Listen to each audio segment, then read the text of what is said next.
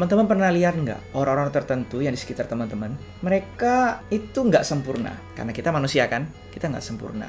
And yet Tuhan tetap bisa memunculkan kayak buah-buah yang bagus lewat hidupnya mereka, yang menunjukkan kalau oh iya mereka dipakai Tuhan, mereka tetap ada di penyertaannya Tuhan, mujizat bahkan terjadi. Tapi kita tahu nih, beberapa area di hidupnya mereka itu is just wrong gitu loh, menurut firman Tuhan tentunya.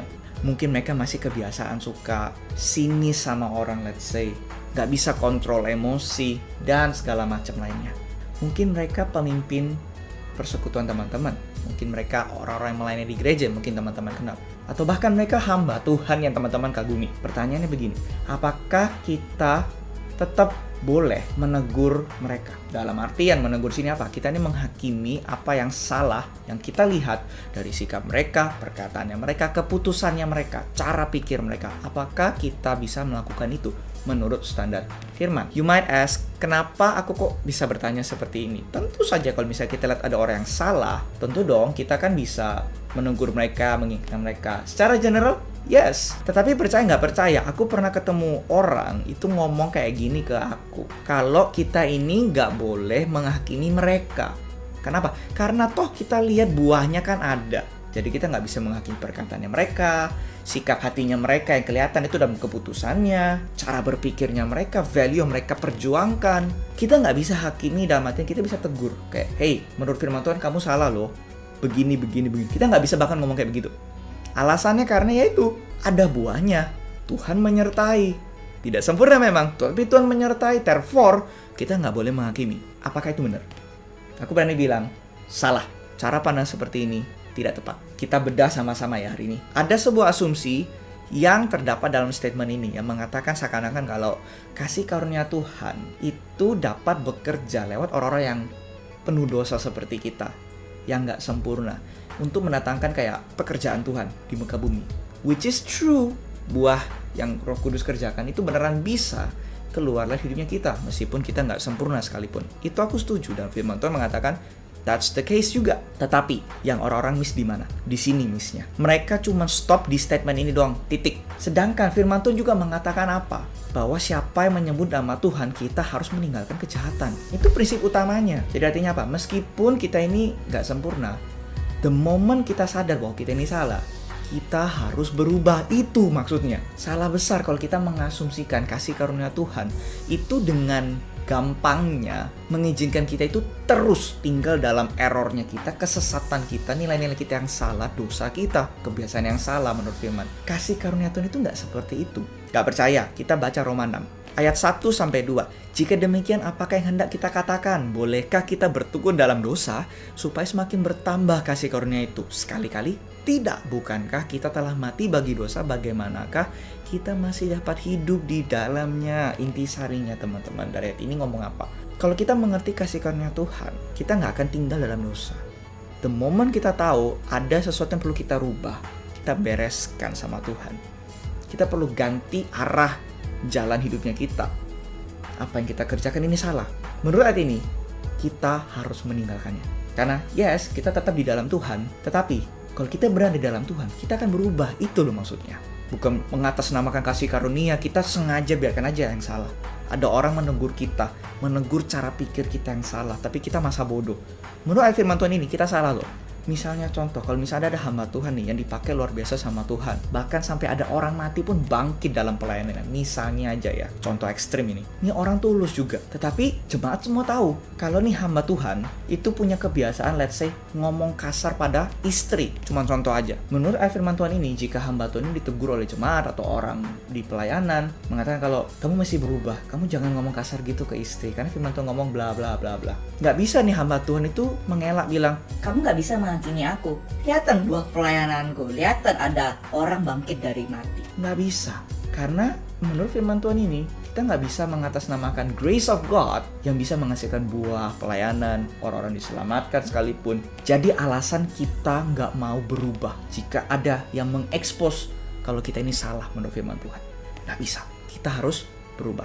Karena the moment orang mengelak pakai alasan pelayananku lo berbuah, hidupku lo berbuah, menurut firman Tuhan ini kita nggak mengerti apa itu kasih karunia Tuhan sesungguhnya. Ada nih ayat firman Tuhan lain di 1 Tesalonika 5 ayat 21. Ujilah segala sesuatu dan peganglah yang baik. Ini memang ngomong konteksnya, yes, lebih ke arah ada profesinya. Kita menguji profesi tentang nubuatan, apakah ini benar dari Tuhan atau tidak. Tapi ini juga ngomong mengenai kebenaran firman yang kita terima. Kita harus menguji segala sesuatu dan kita pegang apa yang baik. Jadi kalaupun kita ditegur sama orang, kita ini salah, cara ngomong kita, apa yang kita ajarkan kepada jemaat, kalau misalnya kita ini yang mengajarkan firman, jangan mentah-mentah langsung ditolak gitu aja. Menurut firman Tuhan ini, kita mesti uji apakah orang yang negur kita ini, statementnya ini benar nggak menurut firman. Jika benar aku salah, ya sudah, kita mesti pegang apa yang baik. Karena terbukti benar kan tegurannya. Kalau kita salah, we have to respond dalam kerendahan hati. Oke, aku salah, aku mesti berubah. Intisarinya gitu.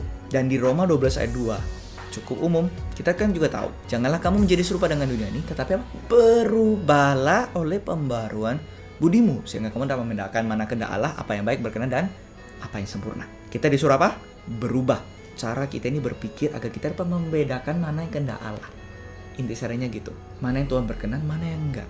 Pertanyaannya gini, dengan statement yang awal itu, kamu nggak bisa hakimi perbuatanku, kamu nggak bisa hakimi keputusanku sebagai hamba Tuhan, sebagai pemimpin di tempat ini, di persekutuan. Kenapa? Karena pelayananku berbuah. Tuhan menyertai aku, ada mujizat di pelayananku. Kalau itu attitude kita, kita melanggar dua firman Tuhan ini sudahan. Kita nggak memuji segala sesuatu dan pegang apa yang baik, dan kita nggak merubah pembaruan budi kita. Kenapa? Kita tolak mentah-mentah karena kita merasa Tuhan berkenan sama pelayanan nih kita. Makanya ada tanda. Tapi ini salah besar. Itu justru menunjukkan betapa kita ini sombong, kita ini nggak mau berubah. Jadi dengan membela diri kita sendiri, tidak mau mendengarkan teguran, itu justru menunjukkan kebobrokan kita sebagai manusia. Yang kita nggak sadar itu masuk dalam perjalanan kita mengikuti Tuhan. Itu sedih banget. Dan ironisnya, aku tahu pernah ketemu orang-orang kayak gitu. Punya posisi tinggi, tetapi sikap hatinya seperti ini. Tidak mau ditegur, tidak mau diajar. Simpel kenapa? Karena aku pemimpin, karena pelayananku disertai Tuhan. Ada tanda mujizat bahkan. Tapi kita tahu, dari kita baca firman Tuhan ini, this is wrong. Dan berikutnya, ayat terakhir, Titus 2 ayat 1. Tetapi engkau beritakanlah apa yang sesuai dengan ajaran yang sehat. Ini nasihatnya Paulus di suratnya di Titus. Apa yang sesuai firman, ajarkanlah itu. Dan ini ngomong konteksnya adalah pengajaran. Kalau kita ngomong soal hamba Tuhan atau pemimpin persekutuan, kan kita mengajari firman Tuhan kepada orang-orang. Artinya apa? Yang kita hakimi adalah perkataannya, konten yang disampaikan. Kalau ada orang yang bersikeras dengan statement yang awal, aku tidak mau ditegur karena ada tanda di pelayananku, Tuhan berkenan. Sekali lagi, firman Tuhan ini pun diterabas sama orang itu. Karena firman mengatakan, you need to teach according to sound doctrine. Tapi dengan mengatakan demikian, kita ini nggak peduli. Apa yang kita ajarkan ini sesuai firman apa nggak peduli. Pokoknya Tuhan ada kasih tanda di pelayananku. It means Tuhan meng-approve apa yang aku lakukan. Ini salah besar. Artinya kita mengatakan kalau apa yang Tuhan lakukan dalam kehidupannya kita, itu punya otoritas lebih besar daripada firman Tuhan yang tertulis. Itu salah besar sekali. Bisa saja Tuhan melakukan mujizat di pelayanan kita bukan karena kita ini benar. Bukan. Simply karena Tuhan itu pingin menjamah orang yang butuh mujizat itu. Bukan karena kita ini hidupnya benar. Ada time. Belum tentu loh guys. Jadi kita ini jangan besar kepala dulu. Therefore, lewat pembelajaran hari ini aku harap ini bisa terbuka mata kita. Kalau guys, kita ini boleh kok menegur, mengingatkan orang-orang yang bahkan kelihatannya pelayan itu sangat disertai Tuhan. Sangat bisa. Karena orang seperti itu, mereka manusia guys. Sama kayak kita, sama-sama makan nasi. Cuma yang membedakan itu apa? Apakah orang-orang itu, mereka punya hati yang rendah hati nggak? Mau ditegur apa nggak? Nah, itu yang nggak semua orang punya.